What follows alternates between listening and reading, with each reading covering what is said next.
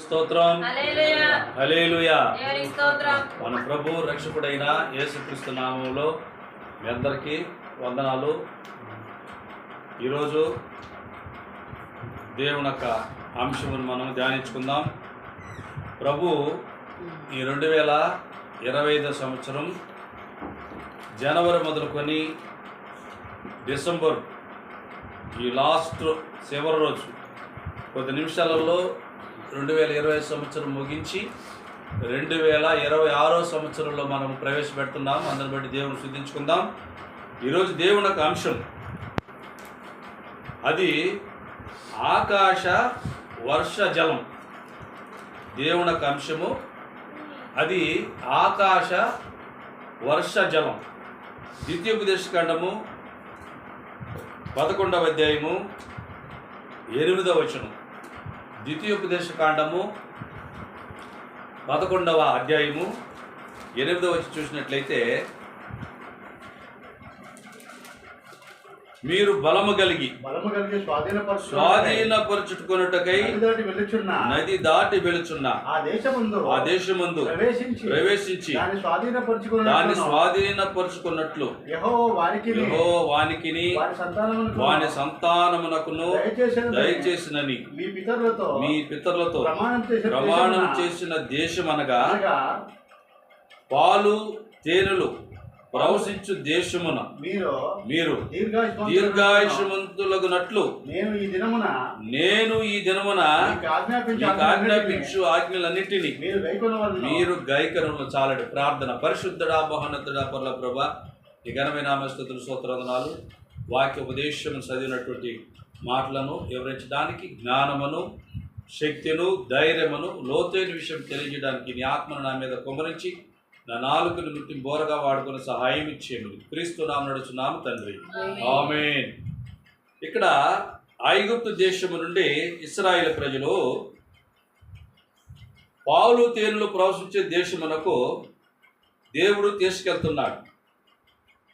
మీరు బలము కలిగి స్వాధీనపరచుకొనుటకై నది దాటి వెలుచున్న ఆ దేశముందు ప్రవేశించి దాన్ని స్వాధీనపరచుకున్నట్లును యెహోవా వారికిని వారి సంతానమునకును దయచేసినని మీ పితరులతో ప్రమాణము చేసిన దేశమనగా పాలు తేనెలు ప్రవశించే దేశమున మీరు దీర్ఘాయుషమంతులగునట్లు నేను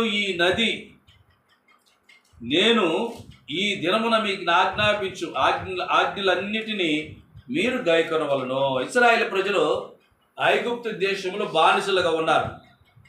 బానిసలుగా ఉన్న తర్వాత వాళ్ళు చాలా భయం కలిగినటువంటి వారు ఇశ్రాయేలు ప్రజలు. కానీ అలాంటి భయపడినటువంటి ఇశ్రాయేలు ప్రజలను దేవుడు ఇక్కడ ఏమని తెలియజేస్తున్నాడంటే, మీరు బలము కలిగి అంటున్నాడు. చూసావా? మీరు బలము కలిగి అంటే మిమ్మల్ని దేవుడు ఇశ్రాయేలు ప్రజలను భయపడే ప్రజలను భయం కలిగినటువంటి ప్రజలను దేవుడు బలము కలిగిన వారిగా చేసి తన పితరులకు ప్రమాణం చేసినటువంటి అబ్రహాము ఇస్సాకు యాకోబులకు ప్రమాణం చేసినటువంటి దేశమును అనగా పాలు తేనెలు ప్రవశించే దేశమని మీకు నేను తీసుకెళ్తున్నాను. అక్కడ ఐగుప్తు దేశంలో విత్తనములు వేసి పండినట్లు అక్కడ పండదు. ఆ ప్రాంతము కొండలు లోయలు. అక్కడ మీకు ఆహారం కావాలంటే విత్తనములు వేసి నీరు కట్టి అలా మీరు పండించుకొని తినేటువంటి పరిస్థితి అక్కడ లేదు. మరి ఎలా తింటారు అంటే, ఎలాగ మాకు ఆహారం అంటే ఇశ్రాయేలు ప్రజలు అడిగినప్పుడు దేవుడు అంటున్నాడు, ఆకాశ వర్ష జలం అంటే దేవుడు ఆకాశం నుండి వర్ష జలాన్ని కురిపించి ఆ కొండలు లోయలలో ఆహారం తేనె పాలు ఖర్జూరములు దేవదారు వృక్షములు అలాంటి ఆహారము ఇశ్రాయేలు ప్రజలకు దేవుడు పోషిస్తాను వాటుతాని దేవుడు పితరులకు ఇచ్చిన ప్రమాణాన్ని ఇక్కడ తెలియజేస్తున్నాడు అన్నమాట. అయితే మీ సంతానము నేను ఇస్తున్నాను, పితరులతో చేసిన ప్రమాణాన్ని, ఆ పాలు తేనెలు ప్రవహించే దేశమును మీరు దీర్ఘాయుష్యవంతులుగా ఉండాలంటే ఈ దినమున మీరు నా ఆజ్ఞలన్నింటిని మీరు అనుసరించాలని దేవుడు వాగ్దానం చేస్తున్నాడు. 11వ వచనం, ద్వితీయోపదేశకాండం 11వ అధ్యాయం 11వ వచనం. మీ చేతుల ద్వితీయోపదేశకాండము 11వ అధ్యాయము, మీరు నది దాటి స్వాధీనపరుచుకున్నటకు వెలుచున్న దేశము కొండలు లోయలు గల దేశము, అది ఆకాశ వర్ష జలము త్రాగును, అది నీ దేవుడైన యెహోవా లక్ష్యపెట్టు దేశము, నీ దేవుడైన యెహోవా కనులు సంవత్సరాది మొదలుకొని సంవత్సరాంత వరకు ఎల్లప్పుడూ దాని మీద ఉంటారు. దేవునికి స్తోత్రం. చూసావా, ఆ దేశం ఎలాంటిదట? ఆకాశ వర్ష జలం త్రాగుతుంది. అంటే ఆకాశములో నుండి వర్షం నీరు పడినప్పుడు ఆ కొండలు లోయలు త్రాగి అక్కడున్నట్టు వృక్షములు, ఖర్జూరములు, యాపిళ్ళు, సపోటాలు, జామ పండ్లు, మరి ఆనాటి కాలంలో మరి దేవుడు అలాంటి ఖర్జూరాలు, దేవదారు వృక్షములు, చిందూర వృక్షములు, తేనె, పాలు, అలాంటి ఆహారమే పెట్టాడు దేవుడు. అందుకే అంటున్నాడు, మీరు ఐగుప్తు దేశంలో పడినట్టు విత్తనాలు ఇచ్చి పంట పండించుకునేటువంటి దేశం కాదన్నట్టు 10వ చదవండి. అక్కడే 11:10, మీరు స్వాధీనపరుచుకుని పోవు దేశము మీరు బయలుదేరి వచ్చిన ఐగుప్తు దేశం అంటే కాదు. అక్కడ నీవు విత్తనములు విత్తి ఊర తోటకు నీరు కట్టినట్లు నీ కాళ్ళతో నీ చేలకు నీరు కట్టితివి. చూసావా, ఐగుప్తు దేశంలో నువ్వు చేతులతో ఏం చేసావు? పని చేసావు. నువ్వు విత్తనాలు ఇచ్చావు, విత్తనములు ఇచ్చావు, కూర తోటకి నీరు కట్టావు, నీ కాళ్ళతో నీ చేలకు నీరు కట్టితివి. కానీ ఇక్కడ అలాగుండదు. దేవునికి స్తోత్రం. కనాను దేశం ఎలా ఉంటుంది? అలా ఉండదు. ఇక అక్కడంతా నీకు ఎలాంటిదంటే ఆకాశం నుండి వర్షం రావాలి. ఆకాశ వర్ష జలం కింద కురుస్తుంది భూమి మీద. భూమి మీద కురిసినప్పుడు భూమి మీద ఆ కొండల లోయలో ఉన్నటువంటి వృక్షములు ఆ నీరు వలన వాటి ఫలించి అభివృద్ధి చేసి ఇశ్రాయేల్ ప్రజలకు ఆ దేశంలో పాలు తేనెలు ప్రవశించే దేశము కాబట్టి మిమ్మల్ని అక్కడ తీసుకెళ్తున్నాను. మీరు జాగ్రత్తగా ఉండండి. మీరు చాలా పిరికి వారు ఉన్నారు, చాలా భయం కలిగిన వారు ఉన్నారు. అలాంటి ప్రజలను దేవుడు బలము కలిగిన ప్రజలుగా చేసి ఆ దేశమును స్వాధీనపరచుకోవడానికి వాళ్ళందరికీ ఇచ్చిన ప్రమాణాన్ని బట్టి దేవుడు ఇస్తానని వాగ్దానం చేస్తున్నాడు. కానీ మీరు అక్కడికి వెళ్ళిన తర్వాత ఇలాగ ఉండాలి అంటున్నాడు. దేవుని స్తోత్రం. హల్లెలూయా. చూసావా, ఎంత అద్భుతం కలిగిన మాట చూసా. అయితే దేవుడు ఆ దేశాన్ని లక్ష్య పెట్టున్నాడు అంటే ఆ దేశం మీద కన్నులు ఆ దేశం మీద దేవుడు కన్నులు ఇచ్చాడు అనమాట. అంటే దృష్టి పెట్టాడు. ఎప్పుడు మొదలుకొని? సంవత్సరం మొదలుకొని సంవత్సరం ముగింపు వరకు, జనవరి మొదలుకొని డిసెంబర్ వరకు.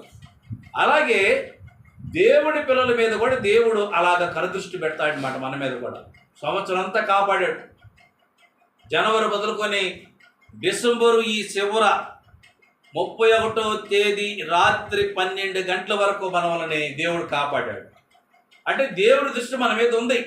ఎంతోమంది ఎన్నో ఆ దృశ్యాలు జరుగుతున్నాయి, ఎన్నో కనిపించి చూడలేనటువంటి ప్రమాదాలు, మరణ స్థితులు, అకస్మాత్తుగా మరణములు ఎన్నో జరుగుతున్నాయి, ఊహించలేదు. కానీ దేవుడు మనల్ని అయితే సంవత్సరం అంతటా కాపాడి ఆయన ఏం చేస్తున్నాడు? మనల్ని పాలు తేనెలు ప్రవశించే దేశంలో ఇశ్రాయేలు ప్రజలకు ఇచ్చినట్లు ఈ ప్రపంచంలో దేవుడు మనల్ని పోషిస్తూ ఉన్నాడు అన్నమాట. దేవునికి స్తోత్రం. హల్లెలూయా. కాబట్టి దేవుడికి మనము రుణపడి ఉండాలి. 13వ వచనం, కాబట్టి మీ పూర్ణ హృదయముతోను మీ పూర్ణాత్మతోను మీ దేవుడైన యెహోవాను ప్రేమించి ఆయనను సేవింపవలనని నేడు నేను మీకు ఇచ్చు ఆజ్ఞలను మీరు జాగ్రత్తగా వినినెడల మీ దేశమునకు వర్షము అనగా తొలకరి వానను కడవని వానను దాని కాలమున కురిపించదను. అందువలన నీవు నీ ధాన్యమును నీ ద్రాక్షారసమును నువ్వు నూనెను దేవునికి స్తోత్రం. దేవుడు ఆజ్ఞలు మనం అనుసరిస్తే అంటే దేవుడు భయపడాలి, దేవుడు చెప్పిన మాటలు వినాలి. ఎలాగంటే పూర్ణ హృదయముతోనూ పూర్ణాత్మతోనూ నీ దేవుడైన యెహోవాని ప్రేమించి ఆయన సేవింపాలని నేను నీకు ఇచ్చు ఆజ్ఞలను మీరు జాగ్రత్తగా వినాలి అంటున్నాడు. దేవుని స్తోత్రం. చూసావా, అలా చేస్తే దేవుడిచ్చిన ఆజ్ఞలు అనుసరించి దేవుడికి భయపడి దేవుడికి లోబడి ఆయన పూర్ణ గురించి అనుసరిస్తే దేవుడు ఏం చేస్తాడట? 14 వచనం అంటున్నాడు. ఏమంటున్నాడు చూడండి, 14 వచనం. మీ దేశమునకు వర్షము అనగా తొలకరి వానను కడవరి వానను దాని కాలమున కురిపించదును. అందువలన నీవు నీ ధాన్యమును నీ ద్రాక్షరసము నువ్వు నూనెను కూర్చుకుందవు. అలా అనుసరిస్తే దేవుడు మనకి ఆయా కాలాల వర్షాన్ని కురిపించి కడవరి కాలము, తర్వాత తొలకరి కాలమును, తొలకరి వానను, కడవరి వానను, అంటే ప్రారంభ వర్షము, ముగింపు వర్షం సంవత్సరములో దేవుడు మనకిస్తానంటున్నాడు. ఏ సమయంలో ఏది కావాలో, మీకు ఎండలు కావాలంటే ఎండలు ఇస్తాడు దేవుడు, చలికాలం కావాలంటే చలికాలం వస్తుంది, ఎండలు తట్టుకోలేమంటే దేవుడు చల్లటి ప్రాంతాన్ని ఇస్తున్నాడు. అవన్నీ ఇస్తున్నప్పుడు మనం ఏం చేయాలి? దేవుడిని మనం అనుసరించాలి పూర్ణ హృదయంతో పూర్ణ ఆత్మతో. దేవునికి స్తోత్రం. హల్లెలూయా. ద్వితీయోపదేశకాండం 2వ అధ్యాయము, ద్వితీయోపదేశకాండంలోనే 2వ అధ్యాయము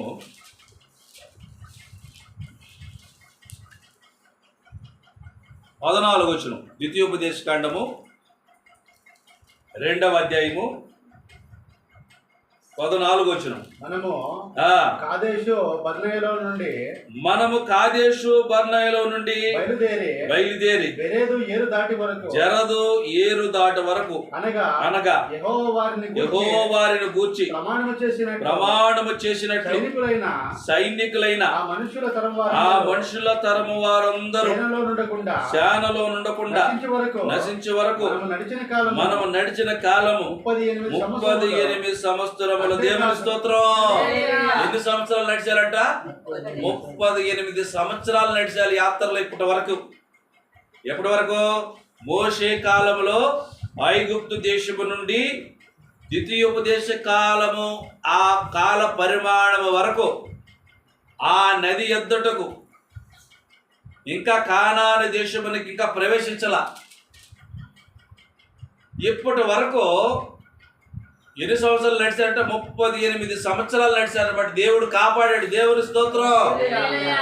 సంవత్సరం దేవుడు మనల్ని కాపాడుతున్నాడు.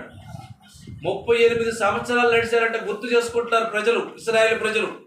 అయ్యో, ఐగుప్తు దేశుడు మనం ఎన్ని సంవత్సరాలు నడిచాము?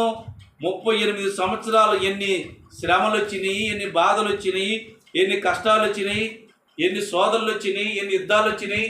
అయినను దేవుడు మనలను కాపాడుతున్నాడు. 38 సంవత్సరాలు అయిందే మనము యాత్ర, ఆ ప్రయాణం చేసేని ఇశ్రాయేలు ప్రజలు తెలుసుకుంటున్నారన్నమాట. దేవుని స్తోత్రం. హల్లెలూయా. ద్వితీయోపదేశకాండంలోని 10వ అధ్యాయము 22వ వచనం. ఎంతమంది వెళ్ళారు ఐగుప్తు దేశానికి? ద్వితీయోపదేశకాండం 10వ అధ్యాయము 22వ వచనం. అయితే నీకు కీర్తినీయుడు నీవు కళ్ళారా చూస్తుండగా 10 ద్వితీయోపదేశకాండం 10:21 నుండి 21. అయితే నీకు కీర్తినీయుడు ఆయనే నీకు కీర్తినీయుడు నీవు కన్నులారా చూచుండగా భీకరమైన ఆ గొప్ప కార్యములను నీ కొరకు చేసిన నీ దేవుడు ఆయనే. నీ పితరులు 70 మంది ఐగుప్తునకు వెళ్ళి ఇప్పుడు నీ దేవుడైన యెహోవా ఆకాశ నక్షత్రములనే నిన్ను విస్తరింపజేసి ఉన్నాడు. దేవుని స్తోత్రం. ఎంతమంది వెళ్ళారంటే ఐగుప్తు దేశానికి? 70 మంది. ఇక్కడ రాస్తుంది కదా ఎంతమంది? చెప్పండి, అందరు చెప్పండి. ఎంతమంది వెళ్ళారు? 70 మంది వెళ్ళారు. ఇప్పుడు ఎంతమంది అయ్యారు? ఆకాశ నక్షత్రములు చేసినట్టు దేవుడు ఇప్పటికీ సుమారు 6 లక్షల మంది, ఇంకా ఎక్కువ మంది ఉన్నారు. 70 మంది వెళ్ళినటువంటి ఐగుప్తు దేశం మనకు కొన్ని లక్షల మంది అయిపోయారనమాట. అంటే దేవుడు చేసిన వాగ్దానం, ఆకాశ నక్షత్రంలో నిన్ను విస్తరింపజేసి ఉన్నారంట. అందుకే దేవుడు అంటున్నాడు, మీ పూర్ణ హృదయంతోను మీ పూర్ణాత్మతోను నీ దేవుడి యెహోవాను ప్రేమించి ఆయనను సేవింపాలని ఆయన ఆజ్ఞలు మీకు ఇచ్చినట్టు మీరు అనుసరిస్తే మీ దేశంలో అనగా వర్షము, తొలకరి వాన, కడవరి వాన ఆయా సమయాల్లో దేవుడు కురిపించి మిమ్మలను మంచి ఆహారముతో తృప్తిపరుస్తూ సంవత్సరం అంతా దేవుడు మిమ్మల్ని కాపాడుతాడని దేవుడు లేఖనం మనతో సెలవిస్తున్నాడు. తర్వాత 15వ వచనం, ద్వితీయోపదేశకాండం 11:15. మరియు నీవు, ద్వితీయోపదేశకాండము 11వ అధ్యాయము 15వ వచనం 15. మరియు నీవు తిని తృప్తి పొందినట్లు నీ పశువుల కొరకు నీ సేల యందు గడ్డి మొలిపించేదను. మీ హృదయము మాయలలో చిక్కి త్రోవ విడిచి ఇతరుల దేవతలను పూజించి వాటికి నమస్కరింపకుండా మీరు జాగ్రత్త పడి లేని ఎడల యెహోవా మీ మీద కోపపడి అప్పుడు వాన కురియదు, భూమి పండదు. యెహోవా మీకు ఇచ్చుచున్న ఆ మంచి దేశమున మీరు ఉండకుండా శీఘ్రముగా దేవునికి స్తోత్రం. చూసావా, మీ హృదయములో మాయలలో చిక్కి త్రోవ విడిచి ఇతరుల దేవతలను పూజించి వాటికి నమస్కరింపకుండా మీరు జాగ్రత్త పడండి. హృదయాలలో మాయలు దొరుకుతాయి అన్నమాట. మాయ మాటలు, మాయ సూపులు, మాయ సైకిల్ చేస్తుంటారనమాట. ఇతరులు మాయలో పడేస్తారనమాట. అంటే దేవుడిని తొలగించాలని. ఎప్పుడెప్పుడు దొరుకుతారా పట్టుకొని లాగి ఇతరుల దేవతల దగ్గర తీసుకెళ్ళిపోయి దేవుళ్ళని తొలగించేసి పాపలో పడేసి నాశనం చేస్తారంటే చంపేస్తారు. అది అపవాది లక్షణం. అందుకే ముందు దేవుడు చెప్తున్నాడు, ఎవరు మాయ మాటలు చెప్పినట్టు మీరు ఒకవేళ మాయలలో చిక్కుపడిపోయారనుకో, త్రోవ విడిచారనుకో, ఏమంటాడు, మీ వర్షం రాదు, పంట, దేవుడు కోపం వచ్చేస్తుంది. మొట్టమొదట దేవుడు విడిచిపెట్టేస్తే మొట్టమొదటి వచ్చేది ఏంటంటే దేవుడి కోపం వచ్చిన తర్వాత ఆకాశం దేవుడు వేసిన మూసేస్తున్నాడు. వర్షం రాదు. ఇక్కడ వర్షం రాకపోతే ఏం చేస్తుంది? వర్షం రాదు, ఆ వాన కురియదు, భూమి పండదు. యెహోవా మీకు ఇచ్చున్న మంచి దేశము ఉండకుండా మీరు శీఘ్రముగా నశించెదరు. అంటే తొందరగా నశించిపోతారు. అందుకే మనము భయపడేది, దేవుడికి లోబడేది, విచారణ చేసుకునేది, దేవుని వాక్యాన్ని మనము ధ్యానించుకునేది, దేవుడి కోసం మనం బ్రతిలాడుకునేది, దేవుడిని మనం భయభక్తి కలిగేది, దేవుడి కోసం మనం ప్రార్థన చేసేది, మన కుటుంబం కోసం, మన పిల్లల కోసం, భార్య భర్తల కోసం, కుమార్తెలు అల్లుళ్ళ కోసం, మనవరాళ్ళ కోసం ఎందుకు ఇంత ప్రయాసపడుతుంది తెలుసా? రాత్రి పగళ్ళు ప్రార్థన చేసుకొని, అంటే ఇలాంటి మాయలు చేస్తారని. ఎవరు ఏ సమయంలో మాయ చేసి మనం తొలగించే దేవుడి దగ్గర తొలగించి తీసుకెళ్ళిపోయి చంపాలని ప్రయత్నం చేస్తుంటారు. కాబట్టి దేవుడు ముందే హెచ్చరిక చేస్తున్నాడు. అంటే ఆ ప్రాంతాలలో అలాంటి వ్యక్తులు ఉన్నారన్నమాట. కనాను దేశంలో, పాలు తేనె ప్రవహించే దేశములలో అలాంటి ప్రజలు ఉన్నారు. కాబట్టి దేవుడు ముందుగానే హెచ్చరిస్తున్నాడు. ఒకవేళ నేను చెప్పిన మాటలు మీరు తిరస్కరించి మీరు ఒకవేళ తొలగిపోతే మీకు తినడానికి తిండి ఉండదు, నీళ్లుండవు, సమయానికి ఏ సమయానికి ఏది కావాలో దొరకదు. తొందరగా మీరు, అంటే శీఘ్రం కంటే తొందరగా మీరు చనిపోతారు. అది దేవుడిచ్చినటువంటి ఆజ్ఞ. అందుకే ఇంత ప్రయాసపడుతున్నది మనం అందరం కూడా. 18వ వచనం, కాబట్టి మీరు నా మాటలను మీ హృదయములోను మీ మనసులోను ఉంచుకొని వాటిని మీ చేతుల మీద సూచనలుగా కట్టుకొనవలెను. దేవుని స్తోత్రం. ఎందుకంటే అంటున్నాడు, కాబట్టి మీరు ఈ నా మాట వినండి, మీ హృదయములలోను మీ మనసులోను ఉంచుకొని వాటిని మీ చేతుల మీద సూచనలుగా కట్టుకొనవలెను అంటున్నాడు. మనం చెప్తుంటే ఎవరైనా చెప్తే అది లెక్క ఉండదు. ఏముంది అదే ఊరికి చెప్తుంటే పని పట్టలేక అంటుంటారు. దేవుడి మాటలు ఎప్పుడు కూడా ఇవి నిరర్థకం అవ్వు. అది దేవుడి మాటలు చెప్పింది ఖచ్చితంగా జరగద్ది. దేవుడికి దృష్టిలో మనము తెలియక ఎక్కడన్నా ఏ ప్రాంతానికి వెళ్ళినా ఏది మనకు దొరకదు. అంతగా మనము దేవుడిని విడిచిపెట్టి పూర్తిగా మనం వదిలిపెట్టేసి వెళ్ళిపోతే నాశనమే మనం. అంటే దేవుడు తెలియకుండా ఏది జరగదు. మనం అనుకుంటాం మన శక్తి ఉంది, శాయశక్తి ఉంది, సంపాదించుకోగలం, చేయగలం అనుకుంటే అది జరగదు. దేవుడు ఎందుకు ఇన్ని అనుసరిస్తున్నాడు, ఎందుకు అనుసరించమని చెప్తున్నాడు, ఇవన్నీ మీరు అనుసరించాలని ఎందుకు ముందే దేవుడు హెచ్చరిక చేస్తున్నాడంటే దేవుని పిల్లలు నశించడం దేవునికి ఇష్టం లేదన్నమాట. కాబట్టి మీ హృదయాలలో మనుషులలోనూ ఉంచుకోండి. చేతుల మీద ఒకటి సూచనలుగా కట్టుకోవాలంటే, అంటే సూచనలు కంటే క్రియారూపంగా కనబడుతుండాలి ఇతరులకి. అవి మీ కన్నుల నడుము బాస్కములుగా ఉండవాలను. 19 వచ్చును. నీవు నీ ఇంట కూర్చున్నప్పుడు, త్రోవలు నడిచినప్పుడు, పండుకొనినప్పుడు, లేచినప్పుడు వాటిని గూర్చి మాట్లాడుచు వాటిని మీ పిల్లలకు నేర్పి మీ ఇంట ద్వారబంధముల మీదను నీ గౌల మీదను వాటిని రాయవలను. దేవుని స్తోత్రం. చాలు చాలు. చూసావా ఏం చెప్తున్నాడు దేవుడు?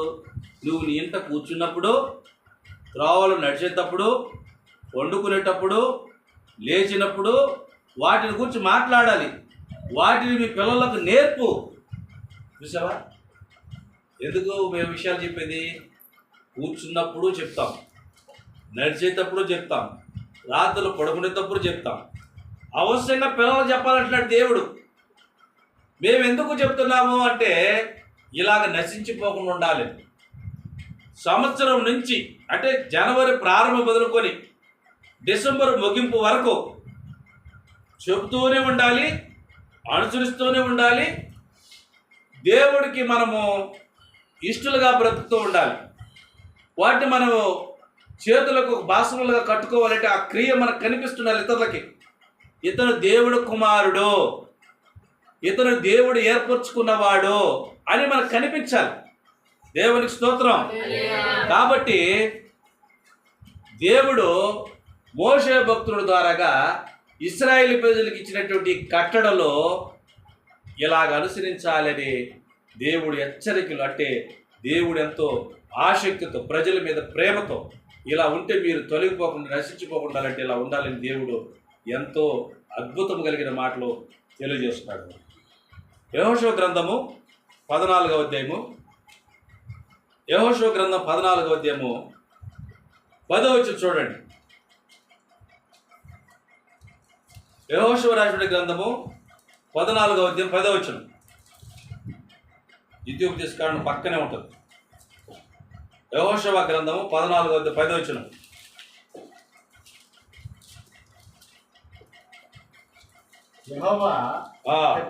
చెప్పినట్లు యెహోవా మోషేకు ఆ మాట చలవిచ్చినప్పటి నుండి ఇశ్రాయేలీయులు అరణ్యములో నడిచి ఈ 45 ఏండ్లు ఆయన నన్ను సజీవునిగా కాపాడి ఉన్నాడు.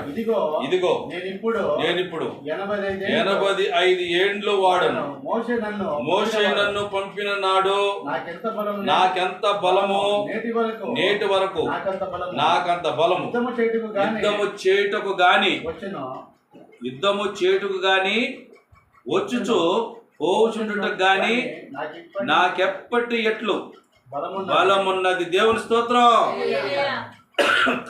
కాలేబు మాట్లాడుతున్నాడు ఇక్కడ. యెహోవా చెప్పినట్లు మోషేకి ఈ మాట సెలవిచ్చినప్పటి నుండి ఇశ్రాయేల్ అరణ్యములో నడిచి ఈ 45 ఏండ్లు ఆయన నన్ను సజీవునిగా కాపాడి ఉన్నాడు అంటున్నాడు కాలేబు. అంటే 45 సంవత్సరాలు కాపాడేట దేవుడు అరణ్యంలో ఎవరిని? కాలేబును. అంటే ఇశ్రాయేలు ప్రజలతో అరణ్యంలో ప్రయాణం చేశాడు. 45 సంవత్సరాలు కాలేబు. అంటే యెహోషువ కాలమునకు వచ్చినప్పటికీ 85 సంవత్సరాలు అంట అతనికి. ఏమంటున్నాడు? నాకప్పుడు 45 సంవత్సరాలు, ఇప్పుడు నాకు 85 సంవత్సరాలు. నాకు ఆ 45 సంవత్సరాలు ఎంత బలం ఉందో ఇప్పుడు 85 సంవత్సరాలు కూడా అదే బలం ఉన్నది అంటే యుద్ధం చేయడానికి కానీ, నడవడానికి కానీ, దేవుని మాటలు చెప్పడానికి కానీ, దేవుని కోసం యాత్ర చేయడం కానీ, దేవుని కోసం ప్రార్థన చేయడం కానీ, దేవుని కోసం యుద్ధం చేయడం కానీ, ఆ 45 సంవత్సరాలు యవన కాలంలో ఎంత బలం ఉందో 85 సంవత్సరంలో కూడా అదే బలము నాకు ఉన్నది అని కాలేబు తెలియజేస్తున్నాడు అనమాట. దేవుని స్తోత్రం, హల్లెలూయా. చూసావా ఎంత కాపాడాడు దేవుడు. 85 సంవత్సరాలు. 80 సంవత్సరాలు అంటే అసలు మనిషి ఎలా ఉంటాడండి? 85 సంవత్సరాలు ముసలోడు అయిపోతాడా? అయిపోతాడు, ముసలోడు అయిపోతాడు. ఇప్పుడు ఈ నాటకాలను చూస్తే 80 సంవత్సరాలు అసలు ఎవరు బతకడం లే. 40 సంవత్సరాలు చనిపోతున్నారు, పెళ్లి కాకుండా చనిపోతున్నారు. పెళ్ళి భార్య పిల్లలు తర్వాత భార్యను వదిలిపెట్టి భర్త చనిపోతున్నాడు, భర్తను వదిలిపెట్టి భార్య చనిపోతుంది. అసలు 80 సంవత్సరాలు బతికేవాళ్ళు లేరు, చాలా తక్కువ. కానీ 85 సంవత్సరాలు అంతా 45 సంవత్సరాలు ఉన్న బలం అంత బలం నాకున్నదని ఇక్కడ యెహోషువ భక్తుడితో కాలేబు మాట్లాడుతున్నాడు. ఎంత అద్భుతుడు, అన్ని సంవత్సరాలు దేవుడు కాపాడింది. దేవునికి స్తోత్రం, హల్లెలూయా. యోబు రాసిన గ్రంథం 36వ అధ్యాయం చూడండి. యోబుకు రాసిన గ్రంథము, యోబు గ్రంథము 36వ అధ్యాయము, యోబు గ్రంథము 36వ అధ్యాయము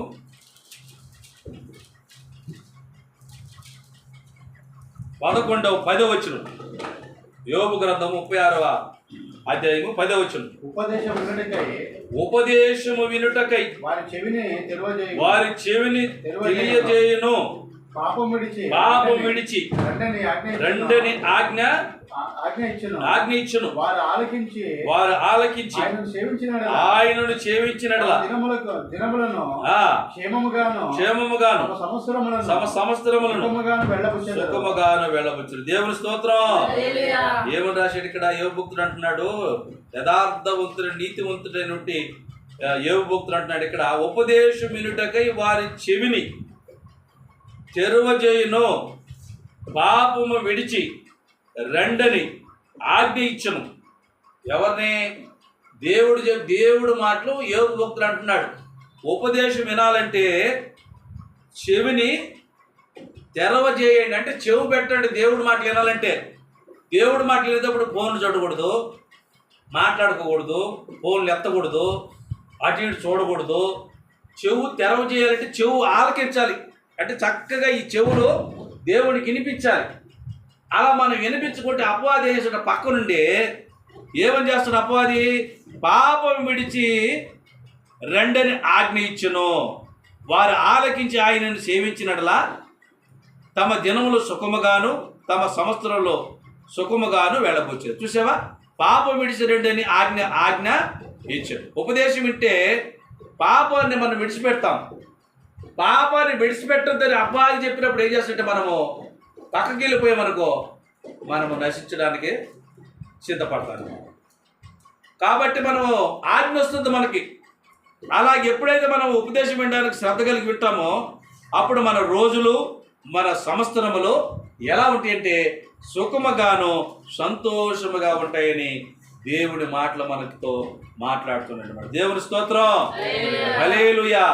హబక్కూకు రాసిన గ్రంథము పాత నిబంధన గ్రంథం నుండి హబక్కూకు రాసిన గ్రంథము 3వ అధ్యాయము, హబక్కూకు రాసిన గ్రంథము పాత నిబంధన గ్రంథం, మీకా పక్కన ఉంటుంది చూడండి, పేజీ నంబరు 771వ పేజీ. హబక్కూకు రాసిన గ్రంథము, ఓల్డ్ టెస్ట్మెంట్, పాత నిబంధన గ్రంథము, హబక్కూకు రాసిన గ్రంథము 771 పేజీ. హబక్కూకు రాసిన గ్రంథము 3వ అధ్యాయము 1వ వచనం.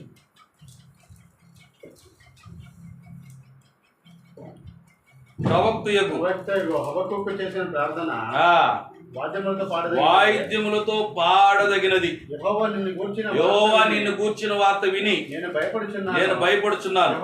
యెహోవా సంవత్సరములు జరుగుచుండగా నీ కార్యము నూతన పరచును, సంవత్సరములు జరుగుచుండగా దానిని తెలియజేయును, కోపించుచునే వాత్సల్యమును జ్ఞాపకము తెచ్చుకొను. చూసావా? యెహోవా సంవత్సరములు జరుగుచుండగా కార్యము నూతన పరచును, సంవత్సరంలో జరుగుతుండగా దాన్ని తెలియజేయమంటాడు. సంవత్సరాలు జరుగుతుంటే మనకి నూతనమైనటువంటి కార్యాలు దేవుడు చేస్తూ ఉంటాడు. ఎప్పుడు ఆజ్ఞలు అనుసరిస్తే, దేవుడికి భయపడితే, దేవుడితో భయభక్తి కలిగి.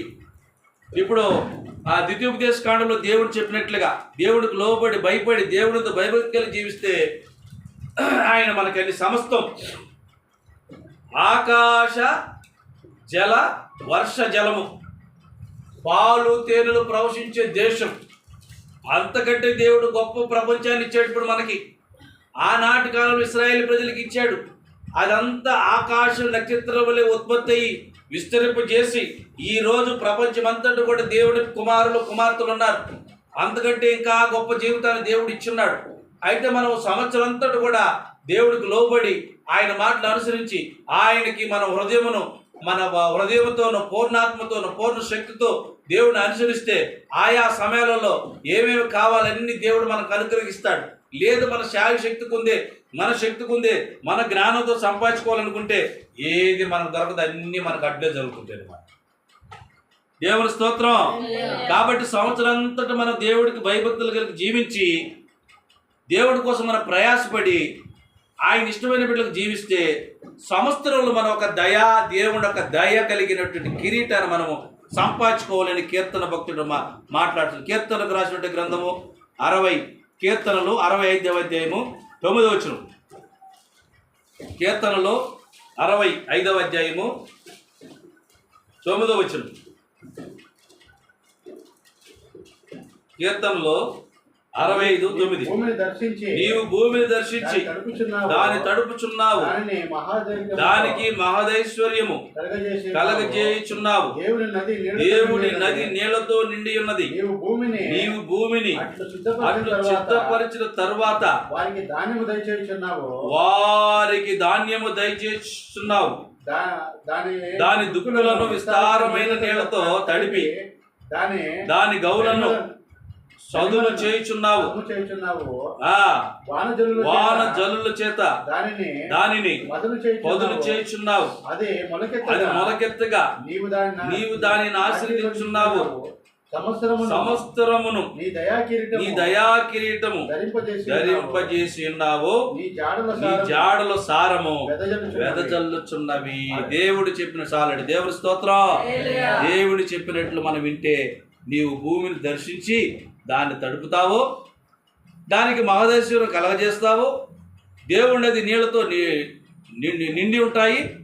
నీవు భూమినట్లు సిద్ధపరిచిన తర్వాత వారికి ధాన్యం దయచేస్తావు.